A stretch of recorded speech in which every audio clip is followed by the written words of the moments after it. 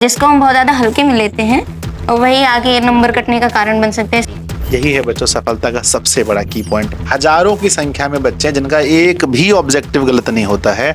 पर प्यारे बच्चों, अगर आपको सब्जेक्टिव अच्छे से लिखना है तो हिस्ट्री की आपने तैयारी कैसे की थी, कैसे कैसे तैयारी की थी अपना बताइए प्रॉपर बच्चे को। जी सर, स्टार्टिंग तो मैंने परिवार का, गांव का, स्कूल का मान मर्यादा रहे। हम मर गए फिर तब तो कुछ हो नहीं है। तैयारी कर रहे स्टूडेंट के मन में जितने भी डाउट्स होते हैं मैं सारे आपसे पूछूंगा। 10th में छूट गया एक बार मेरा, तो ये था कि इस बार नहीं छोड़ना है। एक वो आता है कि घायल हूं इसलिए घातक हूं।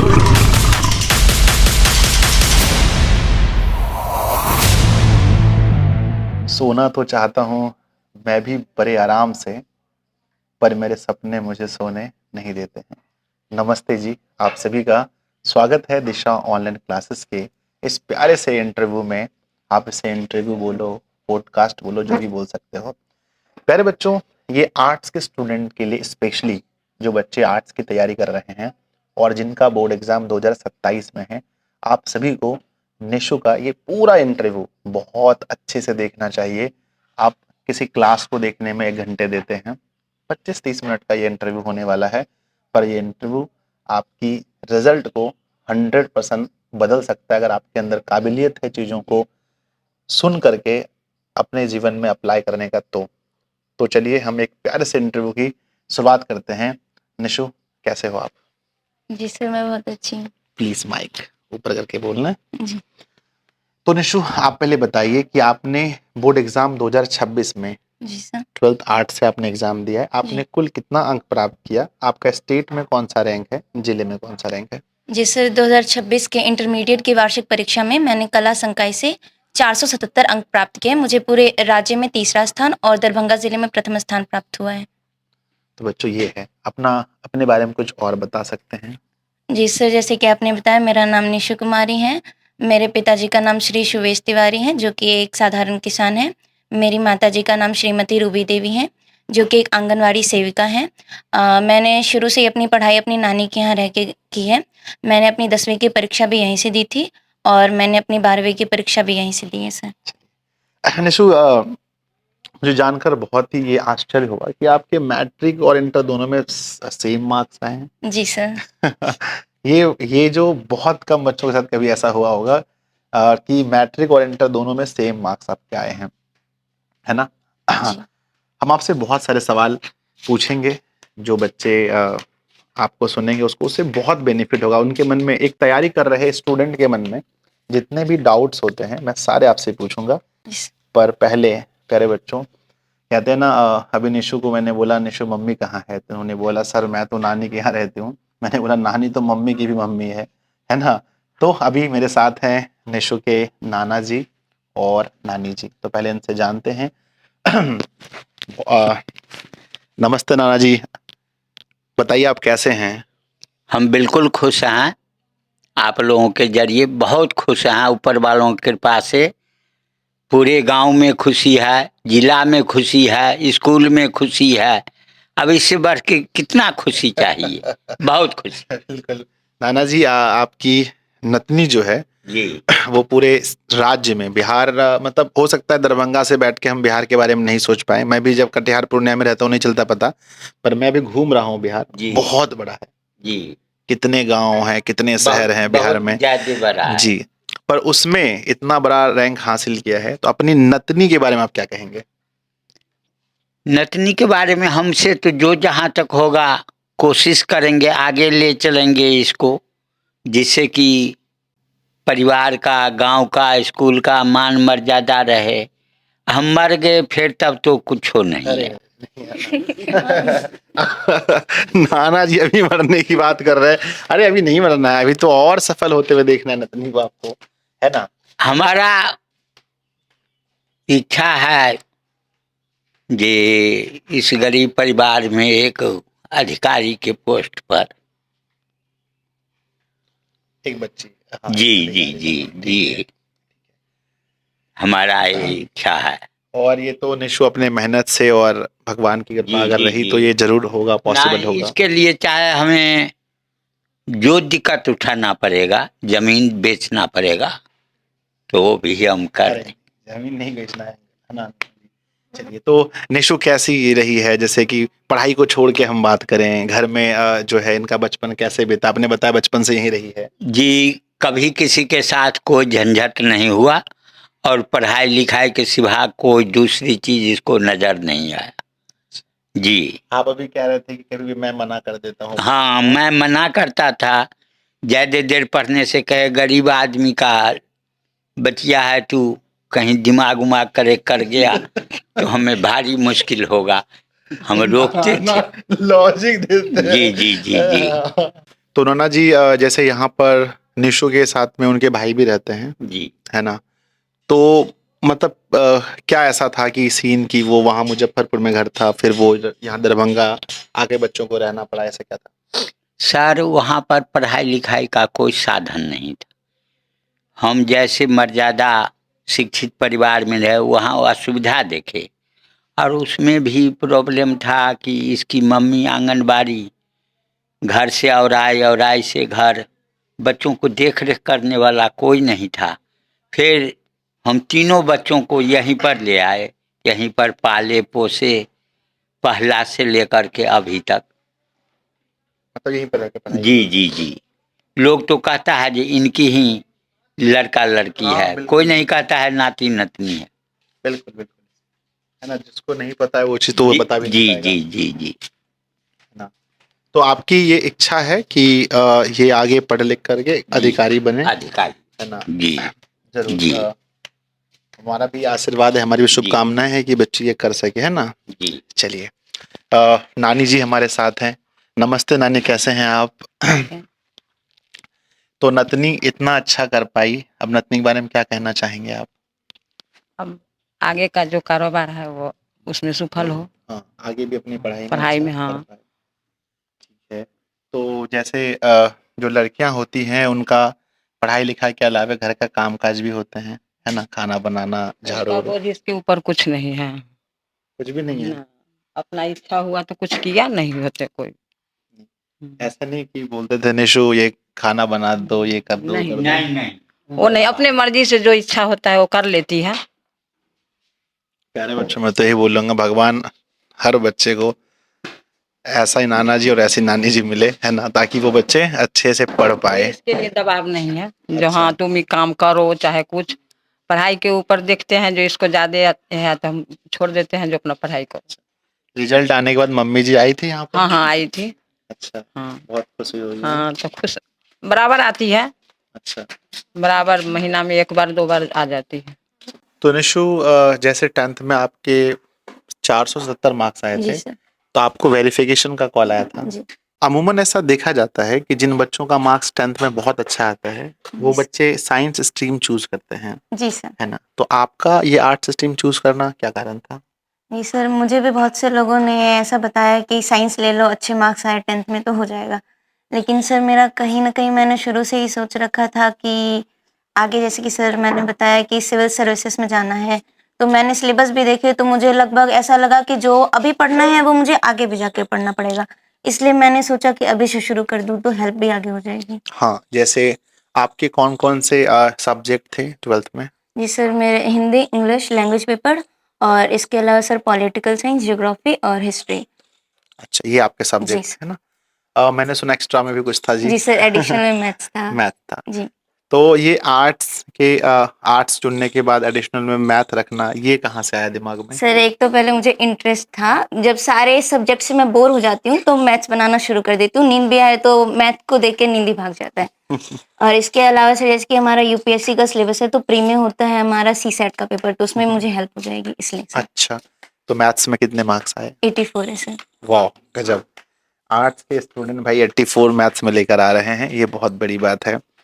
आप अपनी इतनी बड़ी सफलता का श्रेय किन्हें-किन्हें देना चाहेंगे? जी सर, पहले तो मेरे माता-पिता और नाना-नानी जिन्होंने मुझे इतना सपोर्ट किया। इसके अलावा सर जैसे कि मेरे स्कूल के सभी टीचर्स थे और ऑफ़लाइन में भी मैंने मंजे सर से हेल्प ली थी और ऑनलाइन में दिशा से मैं शुरू से ही जुड़ी हूँ। चलिए, तो इस दिशा से आपने कोई बैच लेके पढ़ाई की थी या फिर ऐसे ही? जी सर, 12th में मैंने स्टार्टिंग में फरवरी में मंजिल बैच लिया था, जो कि आर्ट्स के बच्चों के लिए, तभी जी। से मैं जुड़ी हुई हूँ। अच्छा, तो कितना बेनिफिट हुआ वहाँ से? बहुत ज़्यादा सर, मेरा जितना वहाँ पे प्राइस लगा ना, उससे मुझे बहुत ज़्यादा बेनिफिट हुआ। मुझे लगा ये प्राइस तो कुछ भी नहीं है इतने के लिए, जितना वहाँ पे क्लासेस होती हैं डेली, हम्म। तो बहुत कम है प्राइस वहाँ पे, बहुत अच्छा। कम है। 12th की तैयारी के दौरान सबसे आपका फेवरेट सब्जेक्ट कौन सा रहा? Political science. Political science. जी। कितने मार्क्स आए? 97 है। 97। क्या कहेंगे सर के लिए? बहुत ज़्यादा सर, बहुत अच्छे से वहाँ पे सर, दिशा पे क्या है ना सर, रिवीजन जो करवाते हैं ना, वो मुझे बहुत अच्छा लगता है। स्पेशली ये जो ऑब्जेक्टिव को लेके हैं, एक ऑब्जेक्टिव स्टार्ट होता है, उसके साथ कितने सारे ऑब्जेक्टिव साथ में हो जाते हैं, तो ये बहुत अच्छा लगता है सर। नहीं, मैं तो भाई विकास सर को जब देखता हूँ पढ़ाते हुए, जी सर। मैंने खुद इधर तारीफ की कुछ दिन पहले विकास सर को, सर ये जिस फॉर्मेट में आप बच्चों को पढ़ा रहे हैं, जिस तरीके से पढ़ा रहे हैं, ये बहुत ही ज़्यादा अच्छा है। जी। उसके बाद कोई ऐसा सब्जेक्ट जिसमें आपको थोड़ा ज़्यादा मेहनत करना पड़ रहा हो, स्ट्रगल करना हो? जी, इंग्लिश के लिए, क्योंकि सर स्टार्टिंग से ही थोड़ा इंग्लिश पे 10th में भी ध्यान नहीं दिए, तो हाँ, इसलिए हाँ। प्रॉब्लम्स आती थी। तो इसके लिए तो पहले क्लासेस मैं अटेंड करती थी, इसके अलावा प्रैक्टिस मुझे बहुत ज़्यादा करनी पड़ती थी, यादें बहुत सारी चीज़ें करनी पड़ती थी। क्योंकि इंग्लिश में जैसे कि हम लोग स्टार्टिंग से ही वीक होते हैं, तो सेंटेंसेस वगैरह बनाने में बहुत बिल्कुल, प्रॉब्लम होती बिल्कुल, है। बिल्कुल। ग्रामर के इतने सारे रूल्स हैं, तो इसके लिए मैं बहुत ज़्यादा प्रैक्टिस करती थी, और इसीलिए थोड़ी कमी शायद रह गई, इसलिए मेरे नंबर कट गए सर, 91 ही आ पाए। 91 आ पाए, जी है सर। ना? रैंक 3 बिहार में, इस बात का मलाल है कि भाई और 2 नंबर आ जाते तो जी मेरा सर। रैंक 1 होता। जी। क्या कहना चाहेंगे इस पर? जी सर, जैसे कि मैं सोच रही हूँ प्रैक्टिकल में मुझे 1 नंबर और मिल जाते, और इसके अलावा लैंग्वेज को जैसे कि मैंने अंडर एस्टिमेट किया कि नहीं हो ही जाएगा, तो इसके चलते भी मेरा नंबर कटा है। प्यारे बच्चों देखो, इनके भी प्रैक्टिकल में ज्योग्राफी में ना, यस सर। ज्योग्राफी में इनके भी 29 मार्क्स मिले हैं, जबकि होने 30 चाहिए, तो ये ऐसे ही सेकेंड रैंक हो जाता है इनका। दूसरी बात है, जो जो बातें मैंने रिजल्ट के बाद शायद, अगर पता नहीं आप कहीं एक्टिव हैं या यस व्हाट्सएप पे तो सर, देखे होंगे। आपने बताया था कि लैंग्वेज पेपर को ज़्यादा ध्यान दो, क्योंकि उसी के चलते नंबर कटते हैं हमारे। बिल्कुल। बाकी में तो 97, 98 सब ले आते हैं, कटता है तो ये हिंदी और इंग्लिश में। रिजल्ट के बाद भी जब बच्चे उदास हो रहे थे और कुछ बच्चे जी। कह रहे थे मेरा वेरिफिकेशन कॉल नहीं आया, तब मैंने एक इंस्टाग्राम पे लिख करके पोस्ट वो लगाया था स्टोरी में, और मैंने व्हाट्सएप पे भी ये शेयर सर किया मैंने था। व्हाट्सएप पे देखा था ना? जी। मैंने उसमें प्रॉपर बताया है कि जो हिंदी इंग्लिश जो लैंग्वेज पेपर है, उसको हल्के में नहीं लेने का है, उसको अच्छे से पढ़ने का है।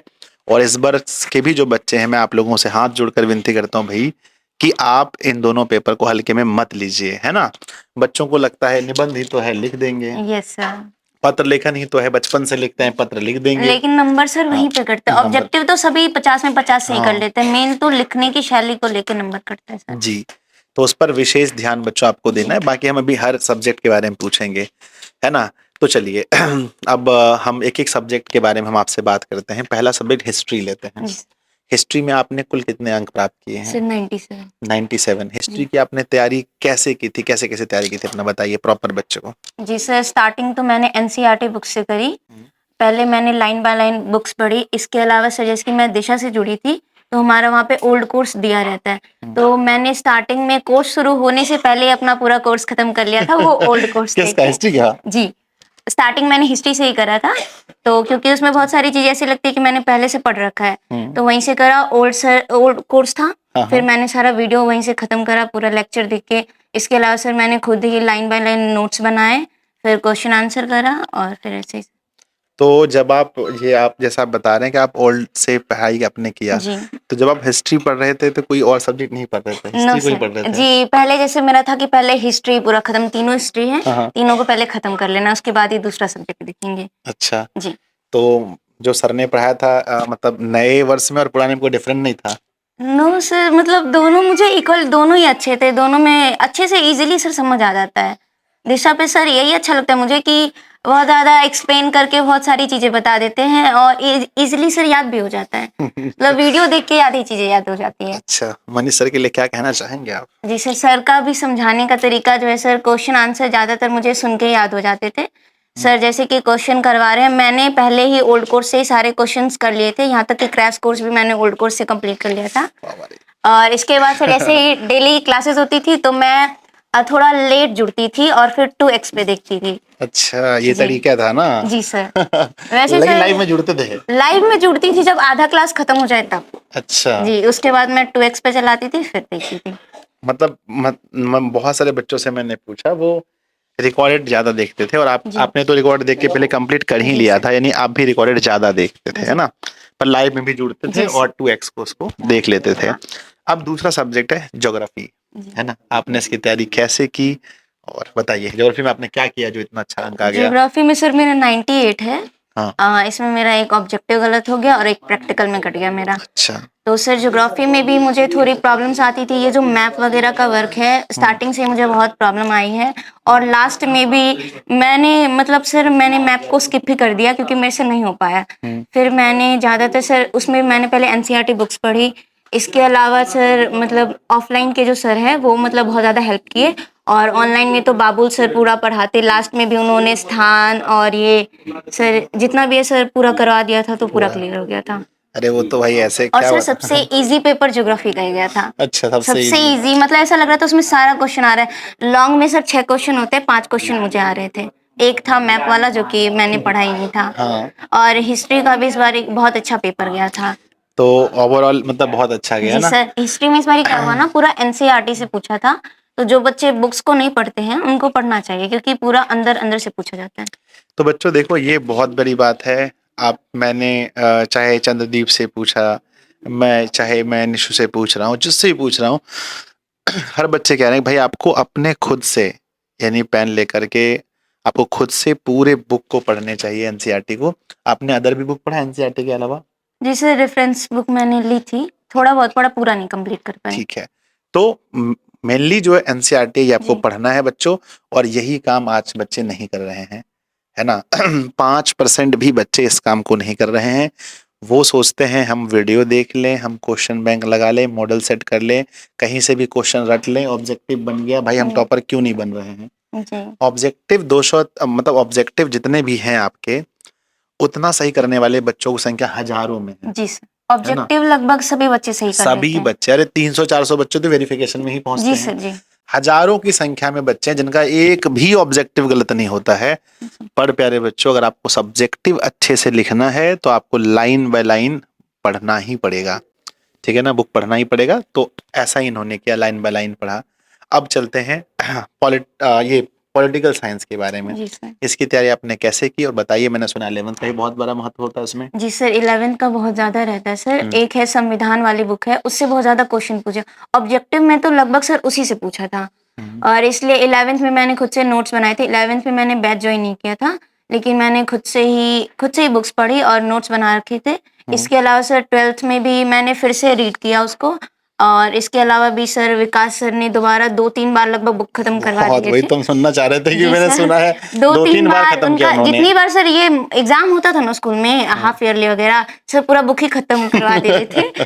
तो उससे भी बहुत ज्यादा रहता था। नहीं, वो आके पूछते थे सर क्या करवाना है एग्जाम में, हम बोले पूरा बुक पढ़ाइए फिर से। जी सर, तो उसके चलते 3-4 बार मुझे लगता है बुक ही खत्म हो गया होगा। हाँ, 11th का बुक। जी। तो वहां से बहुत बेनिफिट जी मिला। सर। चलिए, अब बात करते हैं हिंदी की, है ना। जी। हिंदी की तैयारी आपने कैसे की, कैसे कैसे बताइए थोड़ा सा, ताकि आइडिया मिल पाए नए बच्चों को। जी सर, हिंदी में भी पहले मैंने बुक्स पढ़े, क्योंकि हिंदी को मैंने सोचा इजी है तो मैंने डायरेक्ट स्टोरी पढ़ी। फिर मैंने वो जो लेखक के नाम वगैरह होते हैं वो सारे याद करे, उनके जन्म के बारे में ये सब याद किया। उसके बाद सर मैंने क्वेश्चन आंसर खुद से ही करे, क्योंकि बैच में थोड़ा लेट स्टार्ट हो रहा था, हाँ हाँ। इसलिए मैं थोड़ा पहले ही कर लिया करती थी। फिर जब भी बैच में क्लासेस चलती तो फिर मैं अटेंड करती थी लाइव में। मतलब 2 बार 3 बार हो हाँ हाँ चुका हाँ, है। तो वैसे में सर रिवीजन हो गया। पहले मैंने ऑब्जेक्टिव 1 लाइनर जैसे कि आप करवाते थे, तो मैं ऑप्शन ना लिख के ऐसे ही 1 लाइन में ही क्लियर कर लेती थी। फिर क्वेश्चन आंसर, और इसके अलावा सर मेरी एक कमी रही कि मैंने शुरू से ही ना हिंदी पे बहुत ज़्यादा ध्यान नहीं दिया, प्रैक्टिस भी बहुत कम करी, तो इसके चलते लास्ट में थोड़ी प्रॉब्लम हुई। लेकिन सर क्या हुआ ना, मैं जो मतलब हमारे कोचिंग में टेस्ट हुआ था, जो मैंने निबंध वहाँ लिखा वही मेरा वहाँ पे भी आ गया। इससे बहुत ज़्यादा हेल्प मिला सर। अच्छा। सर मैंने यहाँ पे चुनाव के बारे में 2-3 बार घर पे भी लिख के गई थी, और वहाँ पे भी चुनाव वाला ही आ गया, तो इससे बहुत हेल्प मिला। लेकिन कहीं ना कहीं उसमें मैंने कमी की सर, इसलिए नंबर कट गया मेरा।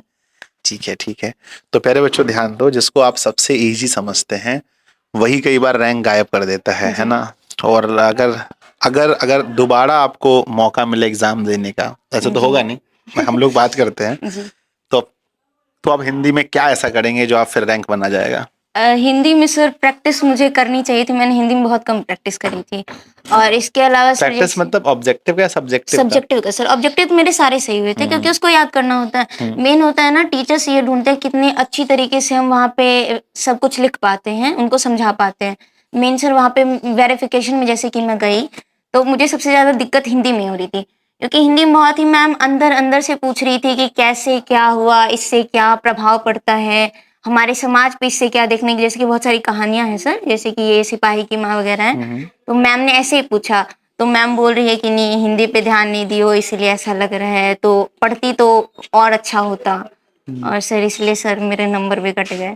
चलो, तो प्यारे बच्चों, है ना, कई बार हम बस ये देखते हैं कि किस सब्जेक्ट में कितने मार्क्स आए, लेकिन देखो और थोड़ा सा इसमें हो सकता था हिंदी में, तो आप लोगों से मैं यही कहूंगा, हाँ आसान है और सब्जेक्ट के मुकाबले थोड़ा कम मेहनत करना पड़ता है, बात सही है, जी सर। पर शुरू से ध्यान देना चाहिए। अब इंग्लिश की बारी है, इंग्लिश में आप इंग्लिश की तैयारी कैसे की आपने? इंग्लिश तो सर बहुत भारी लगता था। 11th में मैंने पढ़ा नहीं, हाँ, और 12th में बुक देखी तो लगा थोड़ा पहला, क्योंकि इंडियन सिविलाइजेशन एंड कल्चर है तो वो तो महात्मा गांधी से रिलेटेड था, तो आसान थोड़ा है, इजी लगा। हाँ इजी है। उसके बाद भी ठीक है, ये हमारा भारत इज माय होम है डॉक्टर जाकिर हुसैन का, ये भी ठीक है। थोड़ा जब आगे चैप्टर बढ़ते गए तो उसमें थोड़ी दिक्कतें आई, लेकिन फिर मैंने सर ऑफलाइन में भी करा था, तो सर ऐसे पढ़ाते थे, लाइन बाय लाइन वहाँ पे पढ़ाते थे, और ऑनलाइन जैसे कि युवराज सर पढ़ाते थे, तो दोनों जगह मैंने क्लासेस ली। और उसके बाद खुद भी मैंने पढ़ा, क्योंकि इंग्लिश पे ज़्यादा फोकस करना था, क्योंकि इंग्लिश मेरा शुरू से ही वीक रहा है। तो फिर सर मैंने जैसे कि चैप्टर ख़त्म किया, फिर ऑब्जेक्टिव किए, उसके बाद सर सब्जेक्टिव किए, और देन ये भी देखा कि क्या पूछा जा रहा है एग्जाम में, जैसे हाँ, कि सर क्वेश्चन बैंक मैंने, के थ्रू से, हाँ हाँ। ये सर पिछले साल का था, तो मैंने देखा कि इस तरीके से पूछा जा रहा है, फिर मैंने वो भी कर लिया सर। और लास्ट में भी सर जैसे कि ग्रामर के रूल्स वगैरह बहुत ज़्यादा मायने करते हैं वहाँ पे, क्योंकि उसको लेके हमारे नंबर भी सर, मैंने इसके अपना इंग्लिश का पेपर देखा था अपना वेरिफिकेशन में, अच्छा तो मेरे सर एस्से में बहुत ज़्यादा नंबर कट गए थे, अच्छा, क्योंकि मैं कितने कट गए सेंटेंसेस, थे? सर इंग्लिश में मुझे एस्से में 6 नंबर मिले थे, 8 नंबर के होते हैं। हाँ। तो सर सेंटेंसेस वहाँ पे मैं बहुत अच्छे से नहीं बना पाई थी, फ्रेंडशिप पे मैंने लिखा था, तो इसलिए मैं बोलूँगी कि जिसको हम बहुत ज़्यादा हल्के में लेते हैं और वही आगे नंबर कटने का कारण बन सकते हैं, इसलिए हिंदी और इंग्लिश पे विशेष ध्यान आप देना चाहिए। सोचिए 2 नंबर अगर उसमें आ जाता तो रैंक 1, है जी ना? सर। तो ये हुआ इंग्लिश में, है ना? जी। ग्रामर के लिए आप क्या सलाह देना चाहेंगे बच्चों को? इंग्लिश ग्रामर कैसे मजबूत करें? बहुत हल्के में क्या बताऊं, बल्कि बहुत हल्के में लेते हैं इस चीज को, ग्रामर को कैसे तैयारी करें? ग्रामर को सर मैंने रूल्स, जैसे कि रूल्स होते हैं उसमें, रूल्स पढ़े, याद किए, उसके बाद सर प्रैक्टिस बहुत ज़्यादा करी, जैसे कि टेंस है तो टेंस से रिलेटेड सारे क्वेश्चन देख लिए कि कैसे पूछा जा रहा है उसको सर, जैसे कि हम मतलब बिहार के बच्चे को ज़्यादा होता है कि हिंदी में ज़्यादा समझ में आता हाँ, है, हिंदी में। तो सर मैं छोटे छोटे सेंटेंस को खुद से हिंदी में ट्रांसलेट करके देखती थी, और फिर क्या रूल बन रहे हैं उससे, फिर वो देखती थी, जो चीज़ ना समझ में आए मैं हिंदी में ही साइड में लिख देती थी, ताकि मुझे रिवीजन करने में सही हो। और लास्ट तक सर एग्जाम के टाइम तक भी मैंने ग्रामर के रूल ज़्यादा देखे, क्योंकि हमारे 60 नंबर के ग्रामर के क्वेश्चन आते हैं, इसीलिए सर तो ग्रामर के रूल्स पे ज़्यादातर फोकस करना और प्रैक्टिस भी करनी है। बिल्कुल बिल्कुल बच्चों, ग्रामर तो पूरा का पूरा रूल्स पे ही टिका जी हुआ सर। है ना? मैं बस यही कहूंगा आप लोगों को, अगर आप स्पेशली आर्ट्स के स्टूडेंट हैं तो एकदम प्रॉपर सब सब्जेक्ट को बराबर ध्यान जी दीजिए, है सर। ना? किसी को भी कम मत आंकिए। और हम कई बार वीडियो में भी, जब एग्जाम के लास्ट टाइम अगर आप देखेंगे जी तो सर। मैं शॉर्ट वीडियो के माध्यम से ये बताता था कि बच्चों आज हिंदी का आपका पेपर है, जी। और ये बहुत इंपॉर्टेंट होता है, क्योंकि लैंग्वेज पेपर ही चेक किया जाता है ये अच्छे सर। से, है ना? इसमें जो निबंध है या सर इंग्लिश में जो छोटी ऐसे छोटी है, मात्राओं को लेके नंबर काट लेते हैं, और ज्यादातर हमारे नंबर यहीं पे कटे हैं। 10th में भी जैसे कि मैं गई तो सर ने वहाँ पे बताया कि मात्राओं पे ध्यान दो, अच्छा और स्कूल में भी मैम थी, वो भी अक्सर बोलती थी कि मात्राओं पे ध्यान दो। वो यहाँ तक कि हिंदी में पीएचडी कर रही हैं, तो उन्होंने बहुत ऐसे सपोर्ट करा कि मेन होता है मात्रा, अगर हम सही लिखे भी तो हिंदी के, क्योंकि बहुत बड़े बड़े टीचर वहाँ पे होते हैं, 3-4 बार हमारी कॉपियाँ चेक हो रही है अगर टॉपर बन रहे हैं तो, इसलिए सर मात्राओं पे विशेष ध्यान देना है। साथ ही राइटिंग पे भी फोकस करना है कि राइटिंग ज्यादा अच्छी नहीं तो साफ सुथरी होनी चाहिए सर, क्योंकि मेरी खुद की राइटिंग बहुत अच्छी नहीं है, इसलिए बस साफ सुथरी रहनी चाहिए, मात्रा ही सही होनी चाहिए। अच्छा, हाँ, साफ सुथरी होनी बहुत जरूरी है। जी। अब हम बात करते हैं, जो मुझे लगता है एक टॉपर बनने में जो सबसे अहम रोल होता है वो होता है कॉपी लिखने का, जी सर। कि हमने कॉपी कितना लिखा और घर पे इसका कितना प्रैक्टिस किया। जी तो सर। पहले हम प्रैक्टिस पे चलते हैं। हर सब्जेक्ट का लगभग एग्जाम के तरह ही घर पर आपने कितनी बार कॉपियां लिखी हैं? सर वो मैंने गिना नहीं, बट मैंने अक्टूबर से ही स्टार्ट कर दिया था। डेली मैं एक पेपर सॉल्व करती थी, और सर जब जनवरी आया तो मैं डेली 2 पेपर सॉल्व करती थी। यही है बच्चों सफलता का सबसे बड़ा की पॉइंट। मैं आपको बताऊंगा, मैं क्लास 10th में जब मैं पढ़ता था, मैं अपने बारे में बता रहा हूँ बहुत ज़्यादा तेज पढ़ने में नहीं था, पर यही था मेरा कि 3 महीना पहले से, जैसे 90 दिन मेरा बचा जब, जी। तो मैंने एक पेपर, एक टाइम मैंने फिक्स किया, रात को 6 से लेकर के 9 बजे के बीच में, बस कुछ नहीं करते थे, बस रोज एक पेपर सॉल्व करते थे। इससे क्या हुआ, परीक्षा के जो एग्जाम में लिखना है उसका डर ही खत्म हो गया। जी सर, वहाँ पे लगता ही नहीं है कि एग्जाम दे रहे हैं, ऐसा लगता है हाँ, घर पे प्रैक्टिस कर रहे लड़ा हैं। घर पे वही कोई कॉपियां लिख रहे हैं हम, जी। ठीक है ना। तो हम एक एवरेज बताएं, हर विषय में 5-6 ऐसा कितना किया आपने लगभग हर विषय में? बहुत ज्यादा सर मैंने किए थे, प्रैक्टिस मैंने बहुत ज्यादा कितने करी। बता दीजिए बच्चों को। सर जैसे कि क्वेश्चन, मतलब 2-3 तो मैंने मॉडल पेपर ले रखे थे, मैंने हम्म, खरीदे नहीं थे, हम्म, मतलब लिए थे। तो हम्म, 2-3 ऐसे ही जिसमें सारे सब्जेक्ट्स एक साथ ही होते हैं, हम्म, वो। इसके अलावा सर दिशा पे भी हमें मिला था लास्ट के टाइम में मॉडल सेट, वो। हम्म। और इसके अलावा सर मैं गूगल पे जाके पिछले साल के मॉडल पेपर से भी, क्योंकि क्वेश्चन मिलता ही नहीं था, हाँ, तो मॉडल पेपर पिछले साल के निकाल के फिर उसको सॉल्व करती थी, क्योंकि अक्सर सर ने यही बोला था कि टाइम मैनेज नहीं हो पाएगा, उसके चक्कर में क्वेश्चन छूट जाते हैं। आर्ट्स में तो स्पेशली सर लिखने का ही होता है, बिल्कुल बिल्कुल। तो इसलिए मैंने सर पहले से ही ऐसा कर लिया था कि टाइम मैनेज वहाँ पे कैसे करना है, कैसे कौन से क्वेश्चन पहले करने हैं। और सर ने भी ये पहले ही बता दिया था कि आपको मतलब किन किन चीज़ों में प्रॉब्लम आ सकती है।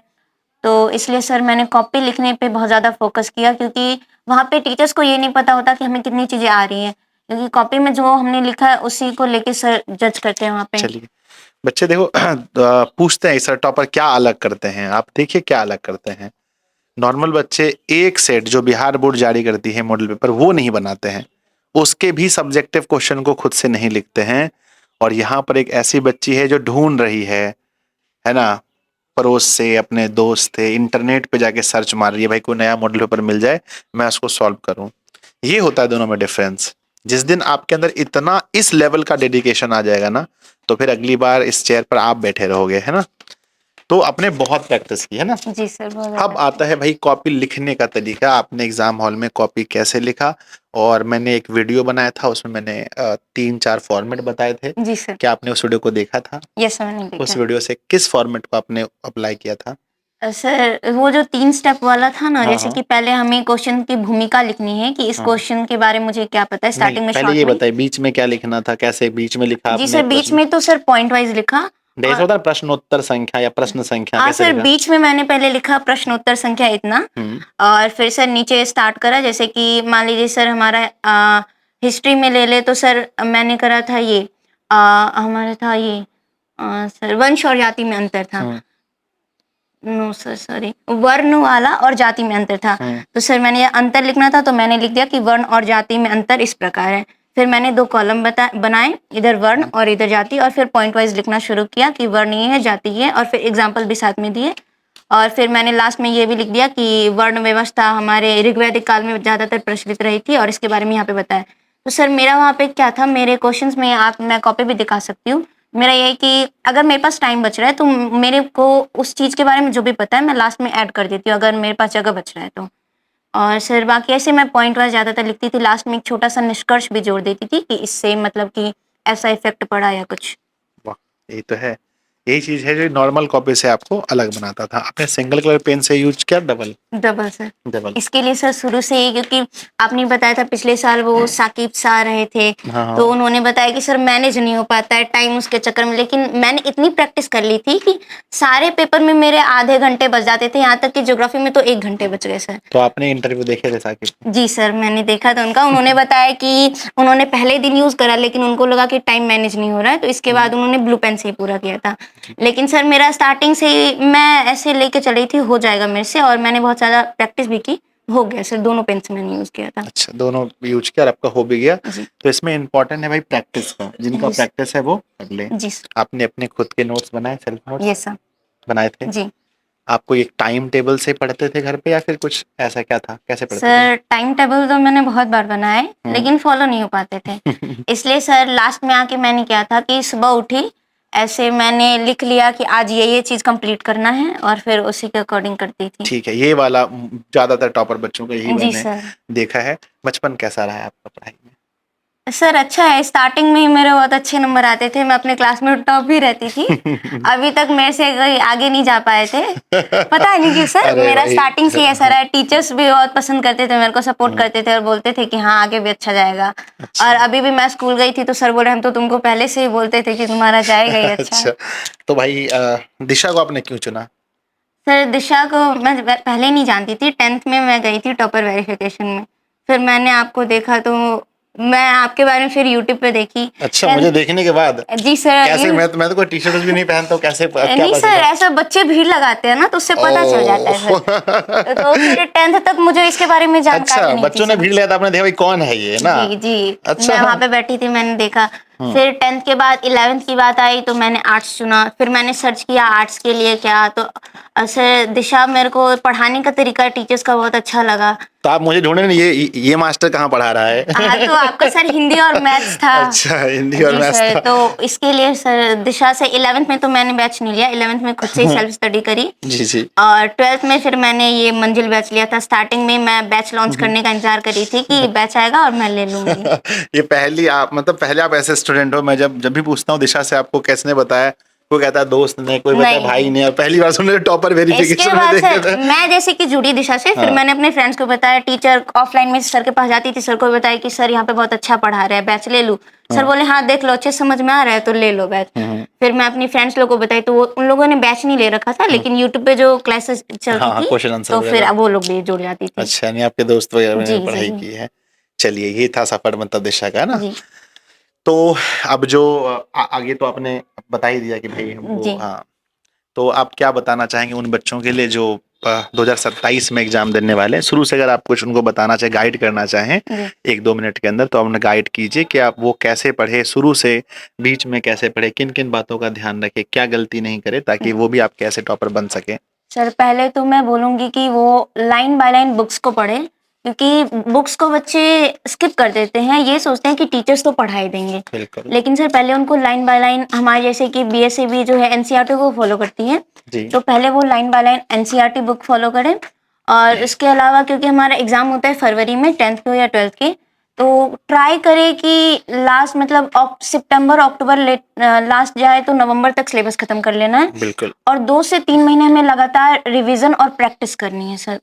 लिखने पे बहुत ज़्यादा ध्यान देना चाहिए, क्योंकि पूरे साल हमने जो पढ़ा वो लास्ट के सर एग्जाम में ही देखा जाता है कि 3 घंटे में हम कितना वहाँ पे दे पाते हैं। तो इसलिए सर लिखने पे बहुत ज़्यादा फोकस करें, ऑब्जेक्टिव को कंप्लीट कर ले। मेरे हिसाब से अक्टूबर नवंबर तक उनको चैप्टर वाइज ऑब्जेक्टिव पूरे कंप्लीट कर लेने चाहिए, और उसके बाद बस मॉडल सेट वगैरह लगाएं, और अगर ऐसे वो करते हैं पूरे साल फॉलो करें तो अच्छे अंक प्राप्त कर सकते हैं सर। बिल्कुल।